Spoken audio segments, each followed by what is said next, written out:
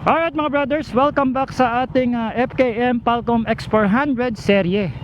For today's video mga brothers, dahil hindi ko masyado sa inyong napakita yung cornering performance nitong Falcon X400 do sa ating performance review, subukan natin siya dito sa sigsag ng Olongapo. Ayan, para magkaroon naman kayo ng idea.